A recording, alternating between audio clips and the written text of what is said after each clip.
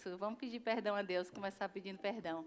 Vocês são muito bem-vindos. Vocês viram como a igreja está? Toda decorada. Vinícius disse que nós podemos mudar, ao invés de Zion Church ser Amazônia Church. Você pode tirar suas fotos de Natal depois. Queridos, 1º de dezembro, último mês do ano. E eu não sei você, mas a maioria das pessoas começa a correr atrás das metas que fez, e a gente fica contando, né? Ainda dá tempo. O casamento da minha filha, da Carol, é dia 16 de dezembro, e depois que nós fizemos a celebração de Thanksgiving, eu coloquei lá no Google, como perder 3 quilos em 21 dias. E dei um print, né? Então, se eu descobrir, eu aviso para vocês, tá bom? Por enquanto, eu ainda não descobri qual é a fórmula de fazer isso em 21 dias. Mas algumas pessoas já começaram também a fazer as suas listas de Natal, a colocar as suas meias e fazer os seus pedidos.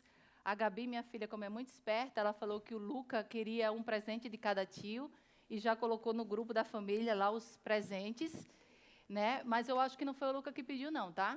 Eu tenho a impressão que ele ainda não tem discernimento para isso. Mas eu queria começar contando uma história.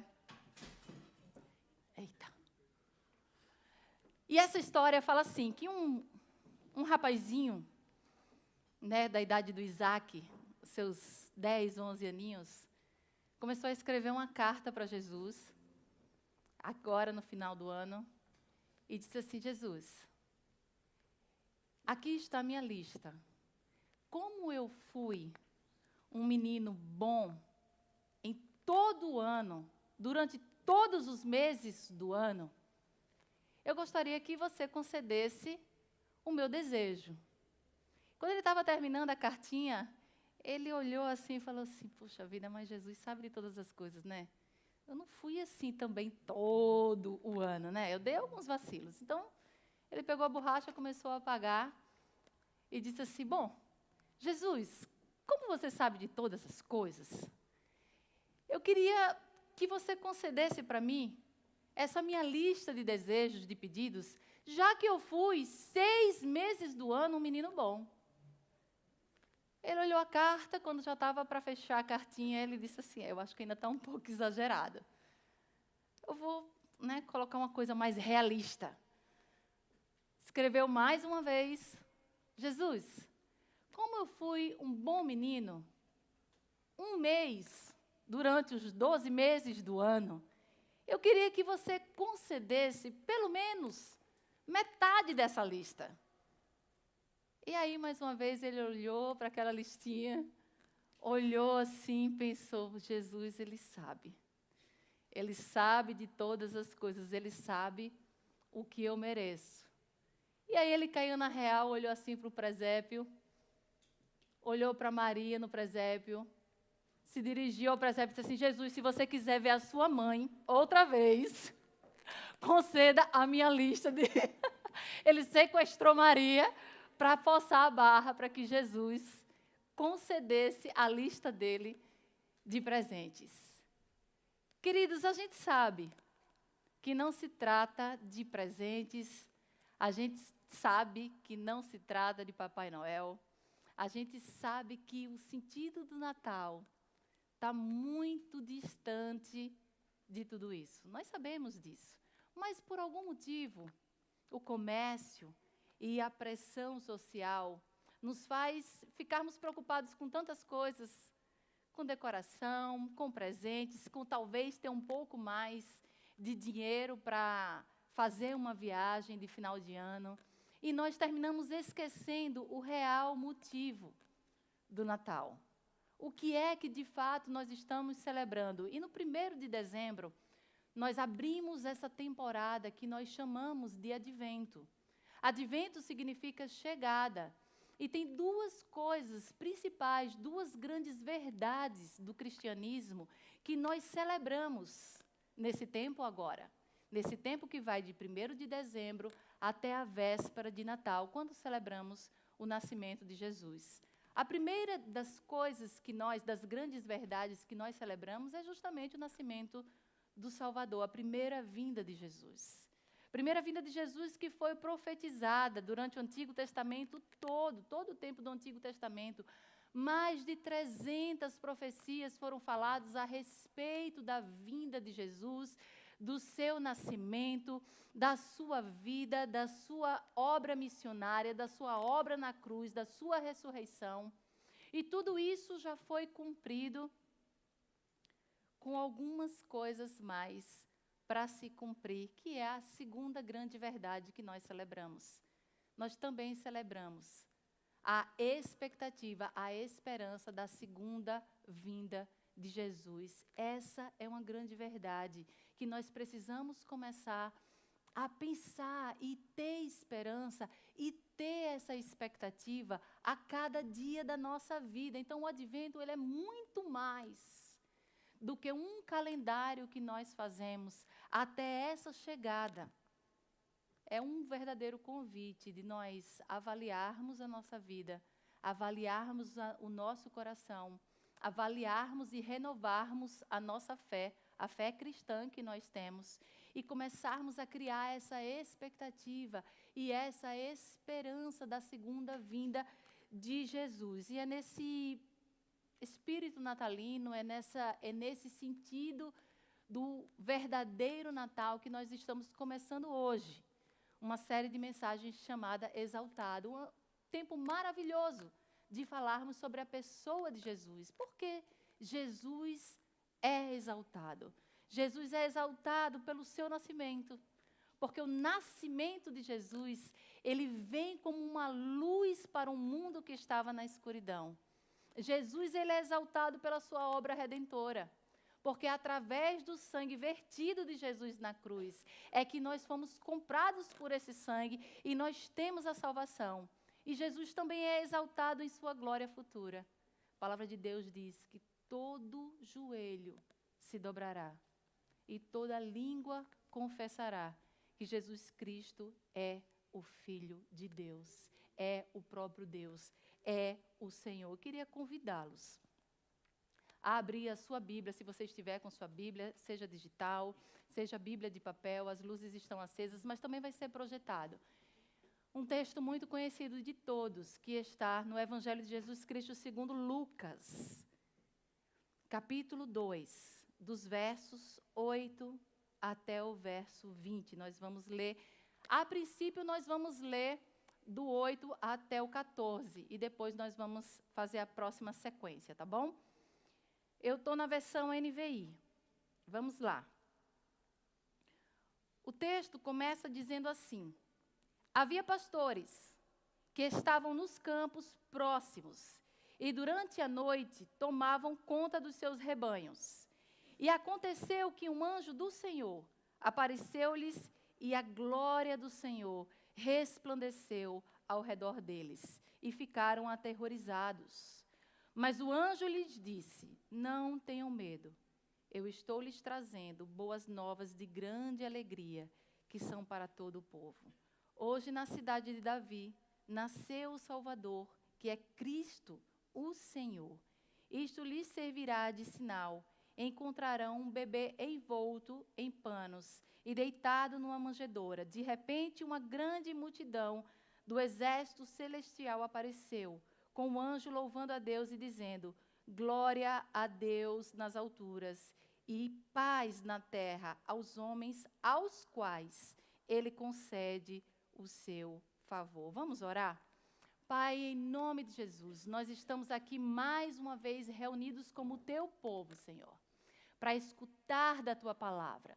Que sejam mais do que palavras, mas que sejam verdades reveladas ao nosso espírito, Senhor, que através de tudo aquilo que vai ser falado hoje, haja transformação, haja salvação nessa casa. É isso que nós te pedimos e já te agradecemos em nome de Jesus. Amém.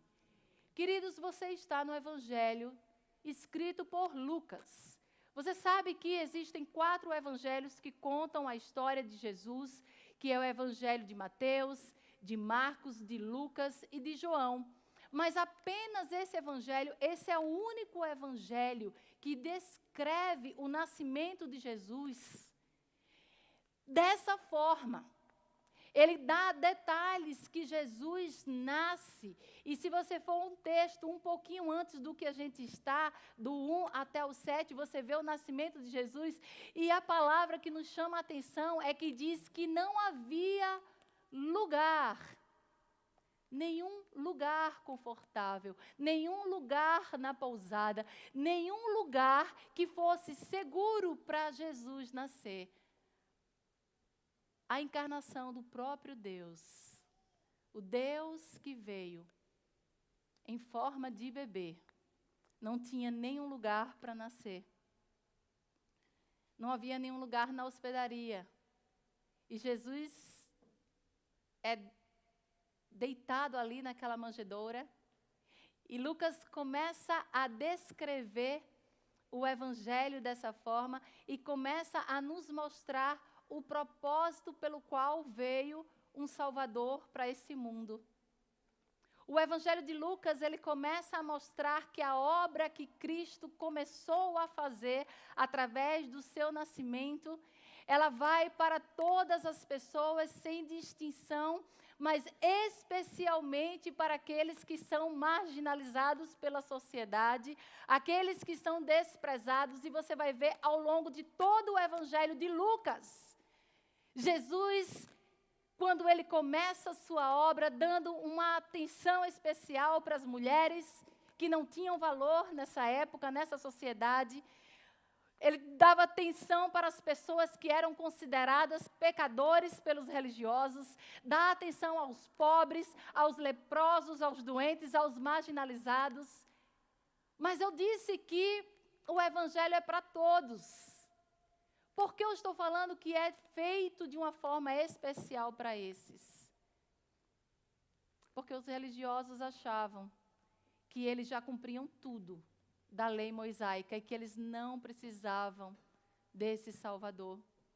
Eles achavam que cumprindo, como nós achamos no dia de hoje, que sendo boas pessoas, eu não sou adúltero, eu não faço as coisas tão erradas quando eu me comparo com as pessoas do meu trabalho, eu vivo para minha família e é por isso que eu não preciso de um Salvador.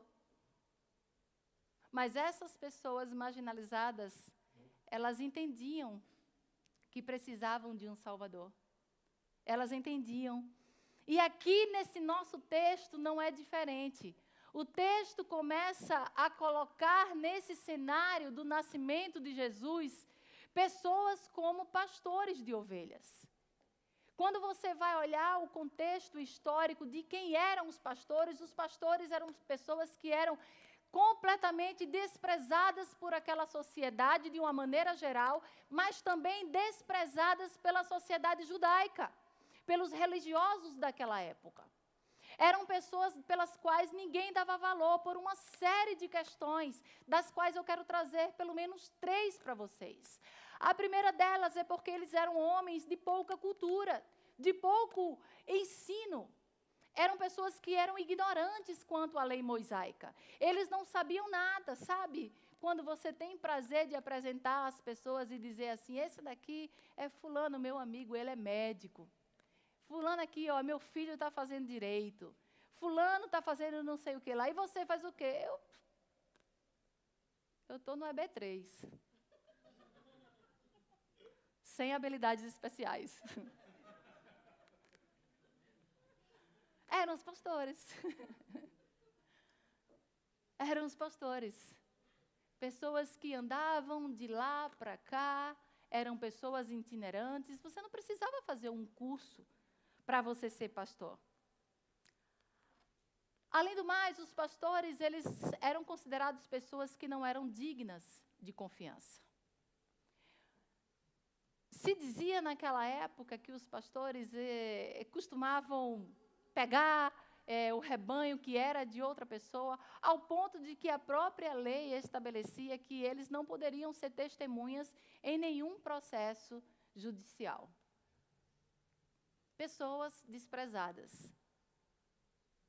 Além disso, a própria ocupação, a própria profissão que eles tinham, exigia deles que eles ficassem 24 horas por dia, 7 dias na semana, trabalhando, se ocupando ali, cuidando de ovelhas. Não podia deixar as ovelhas sozinhas, porque a ovelha se perde. Animal, você sabe, eu tenho meu filho que é criador de animal. Você não, o animal não vai comer sozinho, o animal não vai beber sozinho. Os pastos não estão bons nesse lugar aqui, precisa levar para outros pastos para alimentar. Por causa de sua ocupação, eles não tinham tempo de guardar o sábado. E isso, para a lei judaica, era um absurdo, era uma violação, o que deixava esses homens completamente impuros. Impuros pelo que eles faziam, impuros pelo que onde eles ficavam, o lugar que eles ficavam. Então, todo esse cenário fazia dessas pessoas completamente fora de um cenário que tivesse a ver com Deus. E o que é que Deus faz? Deus põe essas pessoas na cena do nascimento do seu filho, Jesus. Sabe por quê? Porque a visão de Deus não é a visão do homem. Aquilo que nós vemos com os nossos olhos naturais e que para nós parece algo bizarro, parece pessoas que não têm jeito, parece pessoas que não têm condição, você não quer conviver, você não quer trazer para a igreja, porque essa pessoa vai te fazer vergonha. Aos olhos de Deus não é dessa forma. Deus sempre vê um potencial na vida das pessoas. Deus enxerga coisas que nós não enxergamos. Sabe por quê? Porque nós temos dificuldade até de se autoanalisar. Achamos sempre que somos os mais bem vestidos, os mais limpinhos, os mais boa gente. Nós temos sempre um bom caráter. E aí nós queremos ali nos associarmos com pessoas que parecem conosco, que são tão camarada como nós somos. A visão de Deus não é a visão do homem. Perceba que nas Escrituras, você vai ver homens chamados por Deus, que eram pastores de ovelha. Você vai ver Abraão, pastor de ovelha. Moisés, pastor de ovelha. Amós, pastor de ovelha. Davi, pastor de ovelha. E quando Jesus vai falar do seu amor e do seu cuidado pelas pessoas, ele diz: eu sou o bom pastor. Toda metáfora a respeito de pastor fala de cuidado, de amor e de preocupação. Quando Deus escolhe alguém para falar da notícia mais importante, uma notícia que pessoas esperavam por centenas e centenas de anos, que é o nascimento do seu filho. Quem ele escolhe? Pastores de ovelhas. Interessante como ele não vai para a aristocracia de Roma, ele não vai para os líderes religiosos, para aqueles que sabiam as leis, os fariseus, saduceus, escribas, líderes religiosos, sumos sacerdotes. Ele escolhe pessoas comuns para realizar tarefas comuns. Isso devia ser motivo de grande alegria para nós, pessoas comuns, como nós somos, cheia de defeitos. Sheila e Nilton estão lá em casa. Já descobriram os defeitos da pastora? Acorda descabelada, né? Cheia de defeitos. E o Senhor nos usa. O Senhor nos escolhe. Essas pessoas, esses pastores estavam ali em Belém, a mais ou menos cerca de 8 quilômetros de Jerusalém. E eles criavam ovelhas, e essas ovelhas eram os animais que eram colocados para sacrifício no templo. E agora, para eles, Existe uma grande surpresa da qual eles nem mesmo sabiam que ia acontecer. Para eles era uma noite comum, para eles era uma noite que fazia parte da sua rotina. Ninguém sabe, o texto não mostra o que eles estavam fazendo ali com as suas ovelhas. Mas eles estavam prestes a conhecer o Cordeiro de Deus que tira o pecado do mundo. Aqueles homens que criavam ovelhas para um sacrifício temporário, que as pessoas precisavam ofertar no templo cada vez que elas pecassem. Agora esses homens estavam prestes a conhecer o Cordeiro de Deus, que de uma única vez tirou o pecado de todo o mundo. E naquela noite, o silêncio daquela noite é quebrado pela presença de um anjo. E eu acho interessante isso daqui, porque todas as vezes que você vê um anjo aparecer na história, a primeira coisa que ele diz é: não tenha medo. Não é isso? E a gente pensa que o anjo é aquele anjo pintado, bonitinho, né? Todo gordinho, né? Bem pequenininho, né? Assim, fofinho, com as suas asinhas. Ou aquelas, né, coisas esculturais. E o Vinícius não conta isso aqui não, tá? Ele só conta as coisas, né, boas. Mas quando ele foi lá eu não vou dizer o lugar não onde ele foi. Ele foi num lugar que foi uma escola lá de adoração. E ele voltou para mim contando, né, como é que tinha sido. E nós estávamos sentados ali no escritório. E ele falou: mãe, o pessoal viu anjo. E aí saiu todo mundo correndo para um lado, correndo para o outro, feliz, alegre, não sei o que lá. E também viu duende, viu não sei o que. Eu falei, meu Deus, por onde eu mandei esse menino? Eu falei assim, todo mundo ficou feliz quando viu o anjo? Aí ele falou, foi. Eu falei, mas que coisa engraçada. E qual foi o recado, né? Qual foi o recado do anjo? Meu avô dizia, você verá coisas.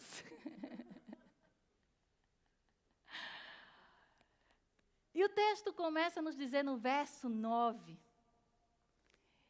que em contraste com essa natureza desprezada, pecaminosa dos pastores, entra em cena um anjo, um mensageiro de Deus, lá das hostes celestiais, em contato com o próprio Deus. E nós não sabemos como é o nome do anjo. Os estudiosos, eles vão dizer que existe uma suspeita que é o anjo Gabriel.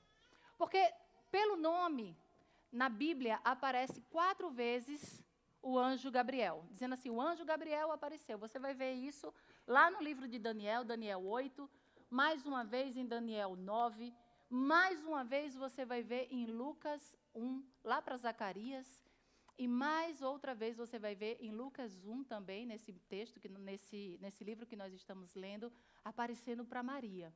Então aparece lá o nome Gabriel.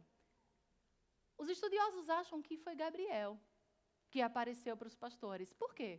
Porque toda a mensagem de Gabriel tinha a ver com a vinda do Messias e a vinda do reino de Deus, do reino dos céus. E aqui o que ele vai falar é o mesmo conteúdo, é a mesma temática. Então, a mensagem que esse anjo traz, olha que coisa incrível, não é o CPF. Não é nenhuma mensagem que você vai ficar rico. Não é o número da loteria da virada do ano. A mensagem que o anjo diz é: não tenham medo, eu trago boas novas, de grande alegria, que será para todo o povo. Verso 11, hoje na cidade de Davi, nasceu para vocês um Salvador, que é Cristo e Senhor. Queridos, nós celebramos o Natal há mais de 2000 anos. Cadê a Esté? Está aí? Cadê a Esté? Não está? Hoje é aniversário da Esther. E agora, o mês de dezembro, tem tanto aniversário na igreja. Aliás, eu tenho a impressão que tem mais aniversariante na igreja do que próprio membro da igreja. Porque todo dia tem 2, 3, em 365, fora os casamentos que tem, e a gente... Haja bolo. Haja bolo. Ontem foi aniversário do Nicolas, né? Aniversário do Isaac também.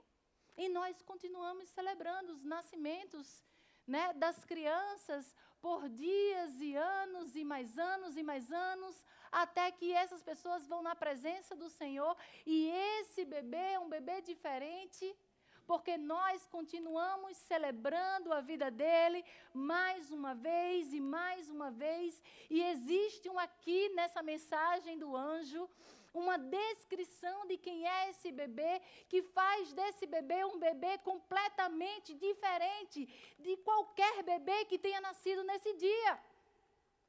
Porque, obviamente, nasceu outros bebês nesse mesmo dia. Então, quem é essa criança que nós comemoramos, que nós colocamos na nossa casa, lá no presépio, que nós celebramos todos os anos? No dia 25 de dezembro, reunimos a família, fazemos até bingo e celebramos. O texto vai dizer, primeiro texto diz que ele é o Salvador. É o Salvador. Ele é o resgatador, o libertador. E ele nos libertou de quê? Ele nos libertou do pecado. Todas as vezes que você ouvir a palavra pecado, não pense em fumar ou beber, ou olhar coisas erradas na internet. Isso daí já é consequência de um pecado, da raiz do pecado, que é a sua separação de Deus. Por causa de Adão, porque Adão peca. Todos os homens que vêm dessa raiz pecam e se afastam da presença de Deus.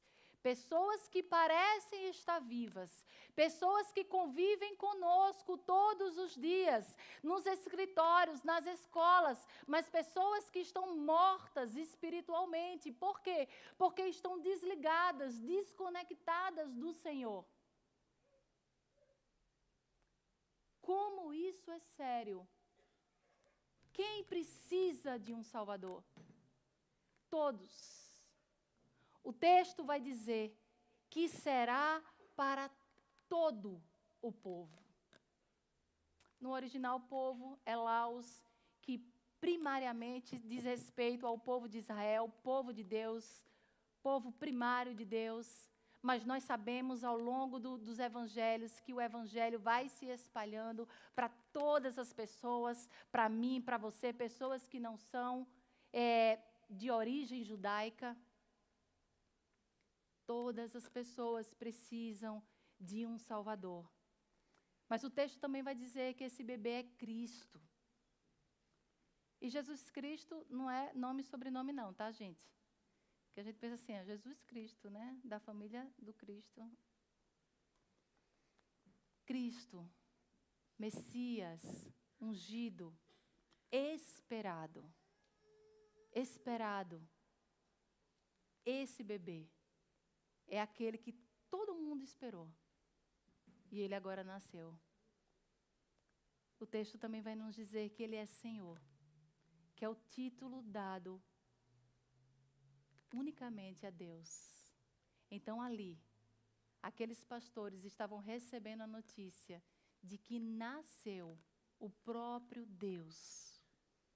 Ele veio em forma humana, andou entre homens, fez a sua obra, concretizou a sua obra na cruz, ressuscitou e está vivo e voltará. Aqui nós temos um resumo de toda a teologia de Cristo. Muitas religiões vão falar sobre Cristo. Muitas religiões creem em algum Jesus. Mas aqui, No texto, nós vemos o verdadeiro Jesus. Um Jesus que participou da criação, porque é Deus. Um Jesus que veio na forma humana. Um Jesus que morreu na cruz. E um Jesus que hoje está vivo, que diferencia Jesus de qualquer outro profeta. Todos os profetas morreram, estão enterrados. Mas Jesus não, Jesus morreu e ressurgiu ao terceiro dia e está vivo. Cristo não está vivo nos nossos corações. Cristo está vivo e está no trono, sentado ao lado de Deus Pai. O texto vai dizer no verso 13 que de repente uma grande multidão do exército celestial apareceu, louvando a Deus. A multidão era enorme. É bom nós lermos textos assim. Precisamos estar falando mais vezes e mais vezes, porque isso parece tão distante daquilo que nós temos ouvido nas igrejas. As igrejas têm se transformado em lugares para você ter conquistas materiais. E o Evangelho de Jesus Cristo não tem a ver com a nossa conquista, tem a ver com o que Cristo conquistou para nós. Nós temos um lugar, nós temos uma esperança, e não é nesse mundo. Não é aqui, não é agora. Apesar de que Deus, com toda a sua bondade e generosidade, já nos dá muitas bênçãos aqui nesse lugar, porque a sua própria presença é a maior das bênçãos que nós podemos ter. Nós vemos essa grande quantidade de anjos falada no texto bíblico, participando da criação. Lá no livro de Jó 38:7 diz assim: enquanto as estrelas da manhã juntas cantavam, e todos os anjos se regozijavam. Todos os anjos testemunhavam a criação de Deus e começavam a louvar e cantar a beleza da grandeza desse Deus. Vemos no começo. Mas também vemos esses anjos cantando no fim. Eu queria ler esse texto, eu tinha colocado só uma porção, mas enquanto a gente estava ali no louvor, o Senhor me direcionou para ler todo o texto, que está em Apocalipse 5. O texto fala de coisas que ainda virão. Coisas que ainda virão. E o texto diz assim: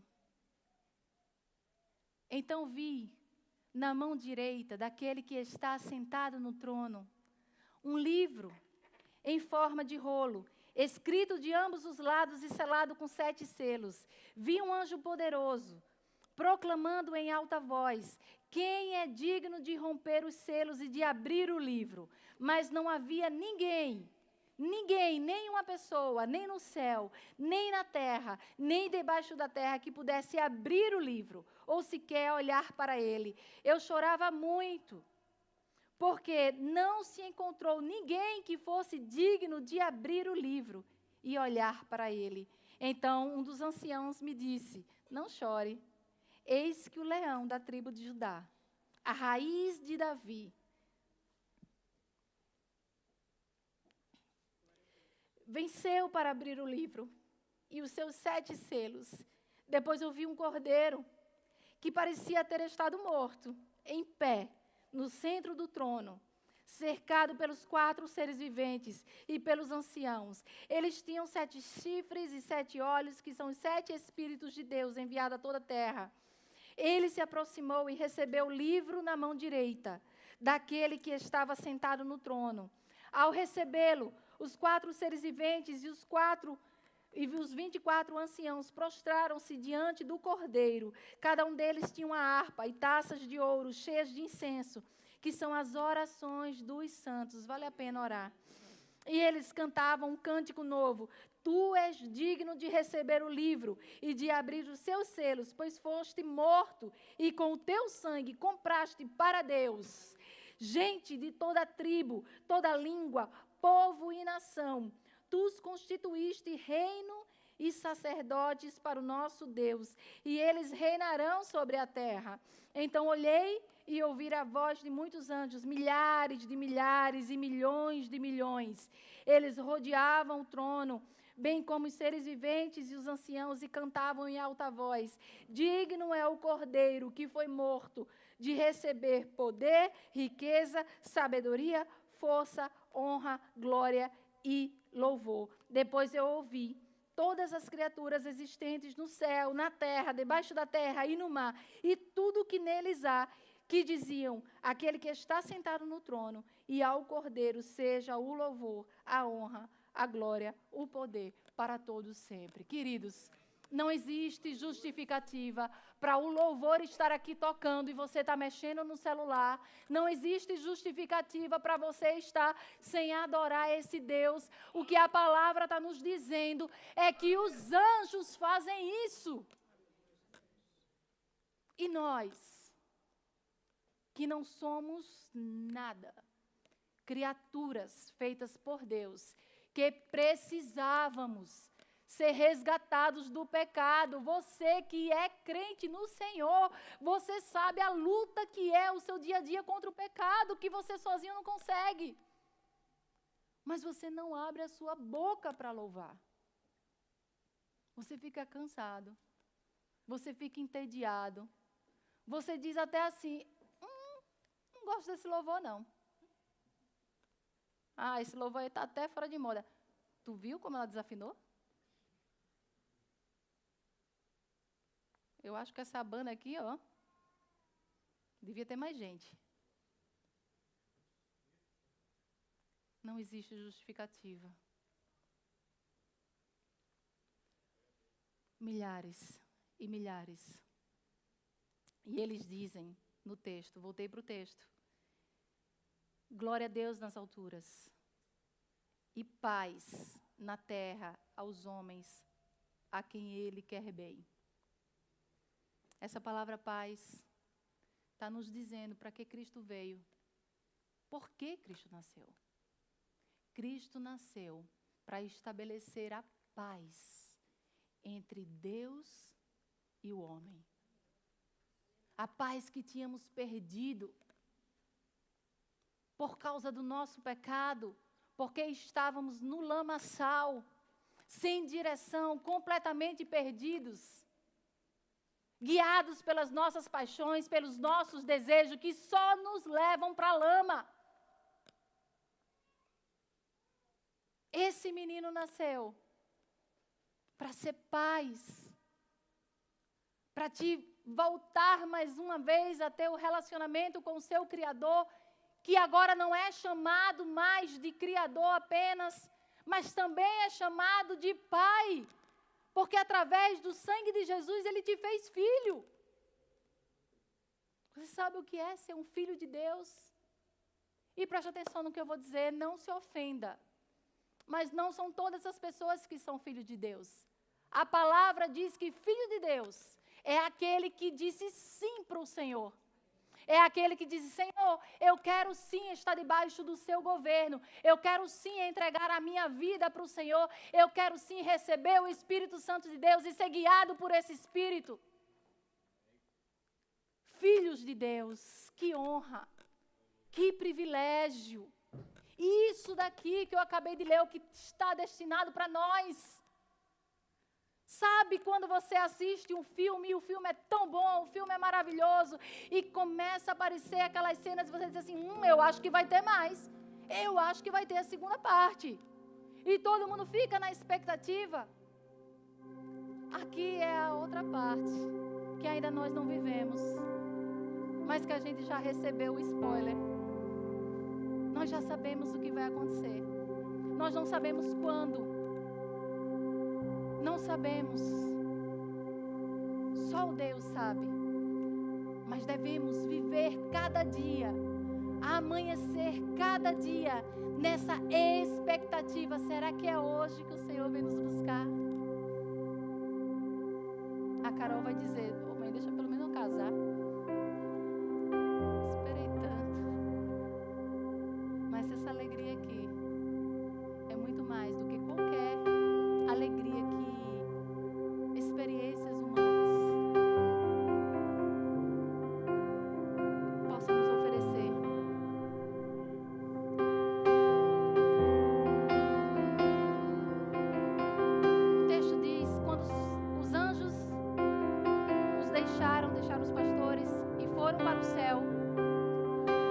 pastores disseram uns aos outros: vamos a Belém e vejamos isso que aconteceu e que o Senhor nos deu a conhecer. Então correram para lá e encontraram Maria e José e o bebê deitado na manjedoura. Depois de o verem, contaram a todos o que lhes fora dito a respeito daquele menino. E todos os que ouviram o que os pastores diziam ficaram admirados. Maria, porém, guardava todas as coisas e sobre elas refletia em seu coração. Os pastores voltaram, glorificando e louvando a Deus por tudo o que tinham ouvido e visto, como lhes fora dito. Eu queria chamar a sua atenção para alguns verbos que está nesse texto. O texto vai nos dizer que esses pastores ouviram. Na medida que eles ouviram, eles creram em seu coração. Na medida que eles creram, eles foram. Na medida que eles foram e eles viram com seus próprios olhos, eles começaram a contar para todas as pessoas aquilo que eles ouviram, aquilo que eles creram e o motivo de eles estarem sendo enviados para lá. Perceba que o anjo não fala que eles deveriam ir, mas eles decidiram que aquela notícia era uma notícia muito poderosa e eles precisavam fazer parte daquele momento. Será que existe aqui algum pastor que falou assim: eu não vou não? Pode ser. A palavra de Deus não vai nos dizer. De repente tinham pastores que diziam assim: por nada, isso deve ter sido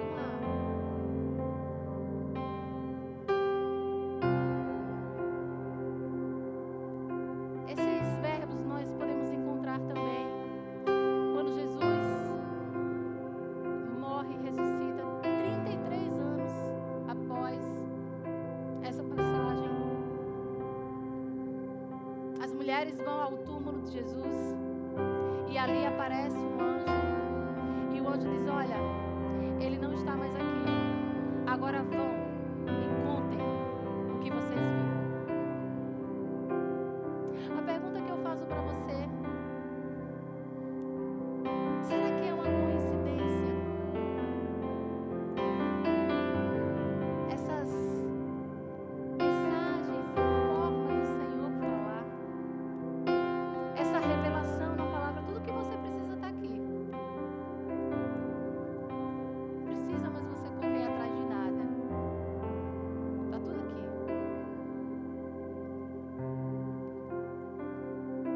Queria... Você não precisa se levantar hoje, tá? Nós vamos fazer a ceia depois. Queria fazer uma pergunta para você. Se você já fez uma decisão por Jesus, se você é um salvo em Cristo Jesus, se você ouviu, você creu em seu coração, a sua vida foi transformada por esse Deus, por esse Jesus. Será que você tem ido contar para as pessoas? Quem são as pessoas que o Senhor tem colocado ao seu lado para você dizer: olha, um dia eu ouvi as boas novas e eu ouvi e eu criei em meu coração, e essas boas novas mudou a minha vida. Não é simples falar do Evangelho? Transformou a minha vida. Eu antes era um perdido, eu tomava as minhas próprias decisões erradas, mas agora eu recebi o Espírito Santo de Deus e agora eu consigo ouvir Deus. Olha que coisa maravilhosa! Eu consigo ouvir Deus e eu consigo ouvir Ele me dizendo assim: olha, não faz isso, vai por aqui, vai por ali. Mais do que isso, mais do que caminhar aqui na terra tendo o próprio Deus do meu lado, eu tenho um lugar reservado para mim lá no céu, e um dia nós iremos reinar aqui na terra, nos novos céus e nova terra.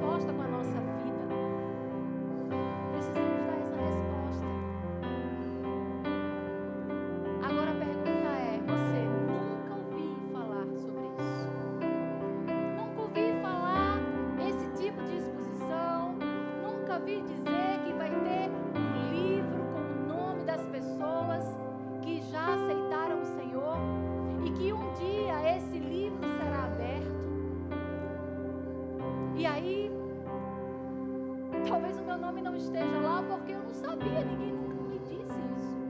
Eu estou te dizendo isso hoje. E sabe por que eu estou te dizendo? Porque eu quero que você esteja comigo lá. Eu quero que você esteja com a igreja. Não só com a Zion, mas com a igreja do Senhor espalhada na terra. E a igreja do Senhor não é prédio, não é LED, não é relatório financeiro, não é nada disso. Isso é coisa de homem, a gente faz porque tem que fazer mesmo. Mas a igreja do Senhor são as pessoas lavadas, remidas, justificadas e um dia glorificadas com o próprio Senhor. Se você nunca fez essa decisão, eu convido você a fazer hoje. 1º dia de dezembro. Que data maravilhosa para você ser uma nova criatura, para você nascer de novo.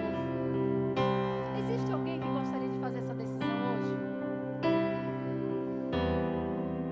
Vem até aqui, nós queremos orar com você.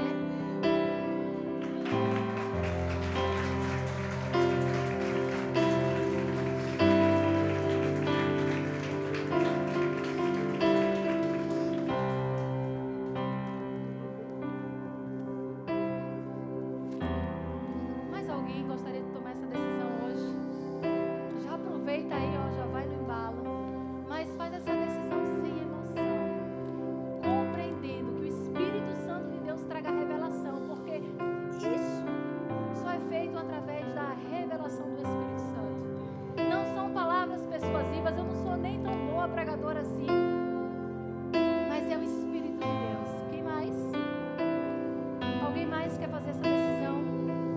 Existe alguém nesse lugar que gostaria, nunca fiz essa decisão, ou nunca levei a sério essa decisão? Alguém mais gostaria de fazer? Faça isso enquanto é tempo. Isso daqui é uma transformação de vida. Transformação de vida, vai mudar toda a sua eternidade. Alguém mais?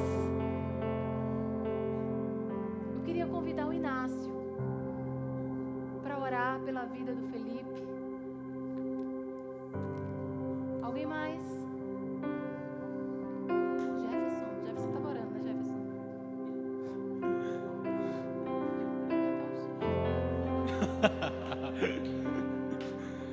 Jefferson.